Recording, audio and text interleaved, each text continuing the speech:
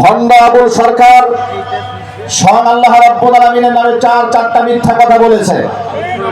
প্রথমত বলেছে আউয়ালু মা খালাকাল্লাহু নূরি, আউয়ালু মা খালাকাল্লাহু রূহ, আউয়ালু মা খালাকাল্লাহুল আরশ, আউয়ালু মা খালাকাল্লাহুল ইশক। এই চারটি মিথ্যা কথা প্রথমত আল্লাহ নামে বলেছে। আল্লাহর সামনে যে মিথ্যা কথা বলেছে তার বিচার হতে হবে। দ্বিতীয় নাম্বার পয়েন্ট, চারটা মিথ্যা কথা বানিয়ে বলে সেটা আবার আল্লাহর দিকে সংযোজন করে আল্লাহর এক কথা আরেক কথার সাথে বিরোধ লাগিয়ে দিয়ে আল্লাহ রাব্বুল আলামিনকে কটূক্তি করেছে। এক মুখে কয় কথা বলে, ওটা কি মুখ নাকি অন্য কিছু, ওটার মুখে আমার উচ্চারণ করা সম্ভব নয়। সুতরাং আবুল সরকার সে বাউল না ফাউল, সেটা আওয়ামী লীগ না বিএনপি না জামাত জাতীয় পার্টি, এই পরিচয় দেখব না। আবুল সরকারের পরিচয় একটাই, সে ক্ষুধাদ্রোহী, তার সর্বোচ্চ শাস্তি নিশ্চিত করতে হবে। তারা বলেছে ধর্মান্ধ উগ্র, তারা নাকি এই তাওহীদ জনতার ব্যানারে মানিকগঞ্জে প্রতিবাদ জানিয়েছে। আমরা বলবো তাওহীদি জনতা মানিকগঞ্জে একা নয়। যদি তাওহীদি জনতার কোন একজন আপনা থেকে আপনার সদস্যের বিরুদ্ধে যদি কোন প্রকার কুচক্রান্তকারীরা সামান্যতম চক্রান্তের আশকারা দেখায়, তাহলে আজকে তো শুধু মানিকগঞ্জে দাঁড়িয়েছে তাওহীদি জনতা, হেফাজতে ইসলাম বাংলাদেশের ব্যানারে টেকনাফ থেকে তেতুলিয়া, রূপসা থেকে পাথুরিয়া পর্যন্ত সমস্ত তাওহীদি জনতা গর্জে ওঠে বর্তমান সরকারকে আওয়াজ দেবে যে তাওহীদি জনতা বাংলাদেশের প্রতি ইঞ্চির মাটির সাথে রক্তের সাথে মিশে আছে। এই তো সে সিদ্ধান্ত নিতে হবে, তাওহীদি জনতাকে মাইনাস করে সিদ্ধান্ত নেওয়ার কোনো সুযোগ নেই। এখানে আমাদের মাথার তাজ দায়িত্বশীল হযরত উলামায়ে কেরাম রয়েছেন।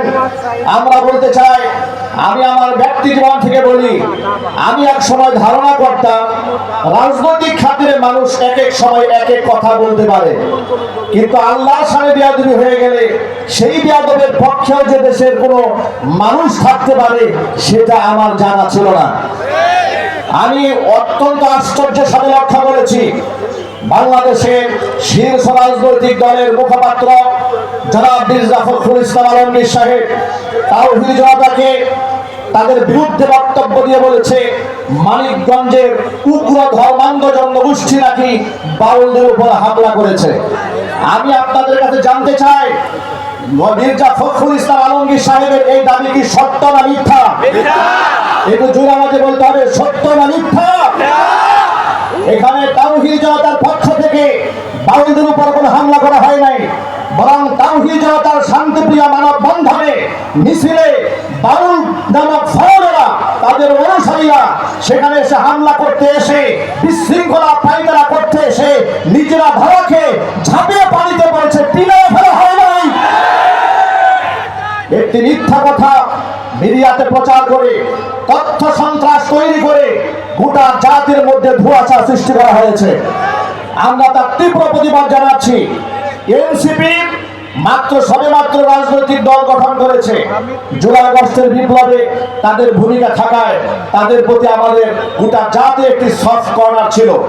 অত্যন্ত দুঃখের সাথে পরিতাপের সাথে এনসিপির ওই নেতৃবৃন্দকে বলতে চাই, আপনাদের প্রতি ভালোবাসা আছে, শ্রদ্ধা আছে, কিন্তু সেই ভালোবাসা শ্রদ্ধা আল্লাহ রাসূলের ঊর্ধ্বে নয়।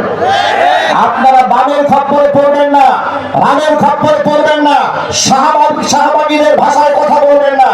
শাহবাগীদের ভাষায় কথা বলার আগে পলাতক স্বৈরাচারী খুনি হাসিনা থেকে শিক্ষা গ্রহণ করতে হবে।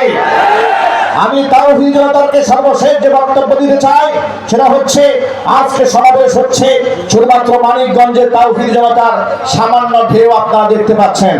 যদি এই আবুল সরকারের সর্বোচ্চ শাস্তি মৃত্যুদণ্ড কার্যকর করা না হয়, এমনকি বাউলদের আশকারা বাংলাদেশ থেকে বন্ধ করা না হয়, তাহলে গোটা বাংলাদেশে টেকনাফ থেকে তেতুলিয়া পর্যন্ত আন্দোলনের দাবানল জানিয়ে দেওয়া হবে। প্রত্যেকটা বাউলকে যেখানে পাওয়া যাবে, ক্ষুধার্তকে যেখানে পাওয়া যাবে, জনগণ সেখানে তাদেরকে শাস্তি করে ছাড়বে।